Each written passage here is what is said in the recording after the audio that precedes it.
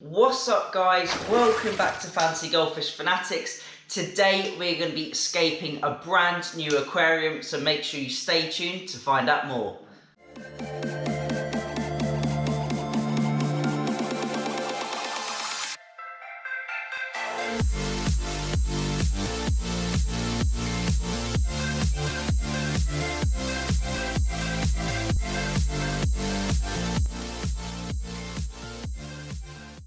Hey Fanatics family, welcome back. As always, check out those links in the description and make sure you're part of the Facebook group.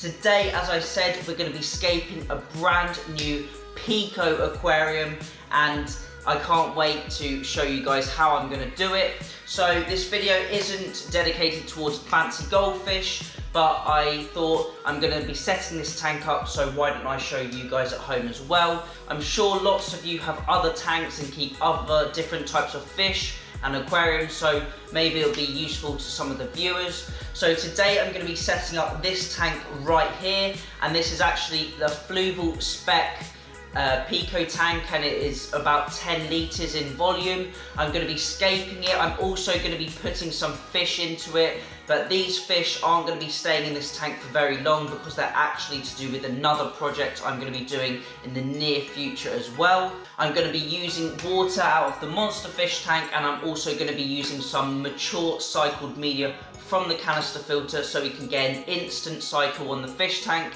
and an instantly set up tank. So right now I'm going to take you over to the tank where it's sitting in the kitchen. We're going to get it all scaped, and then I'm going to show you what it looks like after we've finished. Here you can see we've got all the scaping supplies. I've just got a Tupperware dish full of the gravel and sand mix from the monster fish tank, so this has already been established and rinsed and cleaned. I've also got a range of river cobbles or river pebbles in many different sizes, which we had originally in the monster tank, and also a selection of plant trimmings just here. So the first thing we're going to do is put that gravel and sand mix into the base of the aquarium, so we've got a nice base to place our rocks onto. So I just had this sand and gravel at hand, and it was already mature, essentially full of lots of beneficial bacteria, so it will give that aquarium a little bit of a kickstart once I've set it up.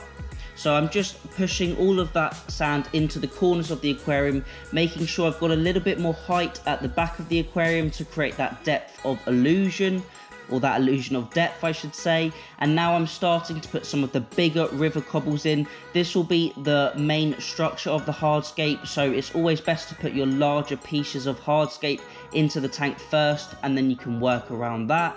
Now I won't need all of these rocks or all of these plants, but it's always good to have a good selection so you can choose which ones you want to pick for your tank. Now I'm just placing some of the smaller stones just to create that more natural effect, make it look like a sort of riverbed where lots of rocks have been collecting and stacking up on each other through the flow.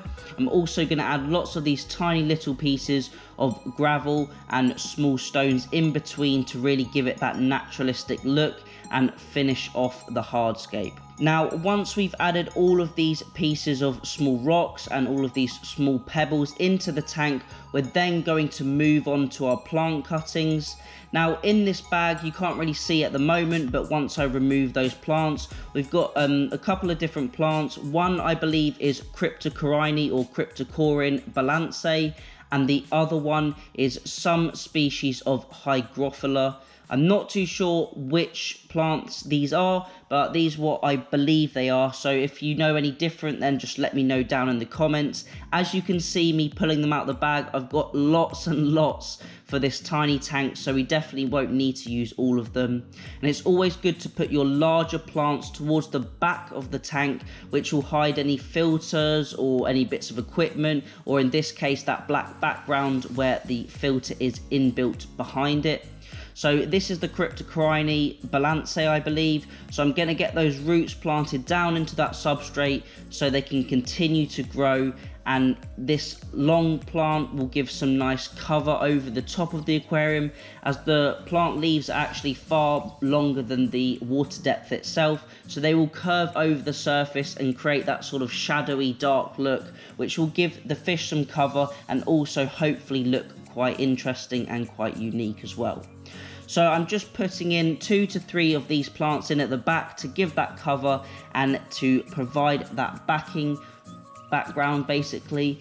And then I'm going to plant the smaller plants, the hygrophila I believe it is, in the foreground to the midground. Now, I don't want to take up too much space in this aquarium because, as we know, it is already quite small for the number of fish that I'm actually going to be putting in here. But as I previously said, this is a temporary home for them and they won't be in there for too long. When planting your plants, it's always good to use some scapers, tweezers, or some long tongs to really get the roots down into the substrate.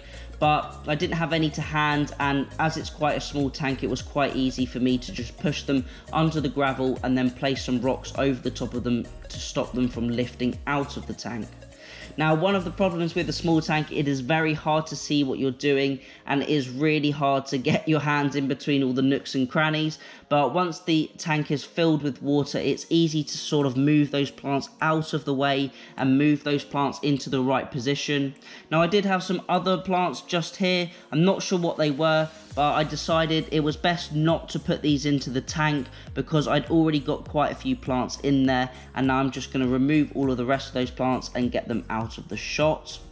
So here you can see I am using some small tweezers just to move that gravel around. It was easier for me to use my hands in this instance to put the roots into the sand and gravel, but it's always good to have some tool or some tweezers, as I said, to move that gravel around into the finer spaces and into the sort of small nooks and crannies. Now, the next job was to start filling the tank up. So I just took around 5 small buckets of water out of the monster fish tank.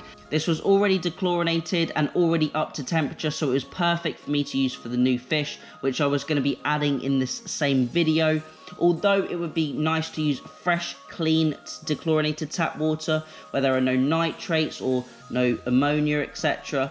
It was the best thing I had on hand to get this tank instantly cycled, and I actually conducted a water change of 50% the day after, so the water was nice and free of any organic and inorganic compounds.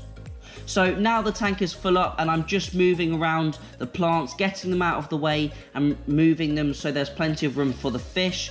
I haven't spoken about the equipment in this episode because that's not really the main focus, but just a quick few stats I'm going to say. The pump is around 200 litres per hour on this tank, the heater is 50 watts and the volume of the tank is around 10 litres. I'm also going to be using a small light of about 7 to 10 watts on this tank, so there is not too much algae build-up and there is enough sufficient lighting for the plants that I have in the tank. So now I'm just positioning the tank in place and getting all the equipment plugged in behind the tank, and here we can see this is the finished shot. I really like it. Although it was really quick to put together, only took around 10 minutes. I think it looks really nice and the fish certainly pop under these lights. Now, I may play around with the scape a little bit more because we always, as fish keepers, like to fine tune our setups and make sure they are run as efficiently as possible.